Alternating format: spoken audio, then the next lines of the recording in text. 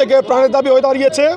আমাদের প্রথম দাবি, এক, শেরেবাংলা মেডিকেল কলেজ হাসপাতাল সহ বাংলাদেশের সকল সরকারি হাসপাতালগুলোর অবকাঠামোগত উন্নয়ন, পর্যাপ্ত দক্ষ জনবল নিয়োগ, আধুনিক যন্ত্রপাতি ও ওষুধ সরবরাহ সহ সর্বসাধারণের জন্য সুচিকিৎসা নিশ্চিত করতে হবে।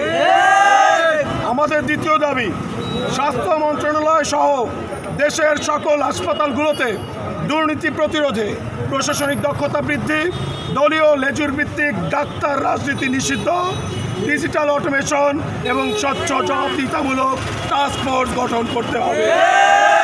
আমাদের তৃতীয় এবং শেষ দাবি, স্বাস্থ্য খাত সংস্কার কমিশনকে জনগণের ভোগান্তির কথা শুনে তদন্ত সাপেক্ষে পুনরায় সুপারিশ, সিদ্ধান্ত গ্রহণ ও বাস্তবায়নে জোরদার পদক্ষেপ গ্রহণ করতে হবে। যতক্ষণ পর্যন্ত বরিশালবাসী সহ সারা বাংলাদেশের মানুষের এই বেসিক রাইটস এনশিওর না করা হচ্ছে, যতক্ষণ পর্যন্ত আমাদের দাবি মেনে না নেওয়া হচ্ছে, আমরা ততক্ষণ পর্যন্ত রাজপথে থেকে আমাদের দাবি চালিয়ে যাব ইনশাআল্লাহ।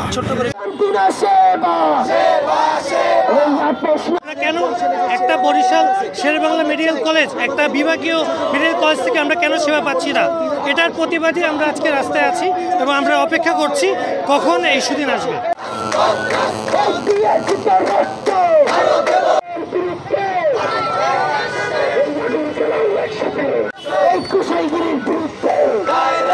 মেডিকেলের যে দূর দূরান্ত থেকে মেডিকেলে যারা চিকিৎসা নিতে আসে তারা এই ধরনের ভোগান্তি শিকার না হয়, এবং আমরা চাই যে মেডিকেলের যত সিন্ডিকেট আছে এই সিন্ডিকেটগুলো আমরা ভাঙবো, কারণ মেডিকেল হচ্ছে সেবার জায়গা, এটা কোনো সিন্ডিকেটের জায়গা না।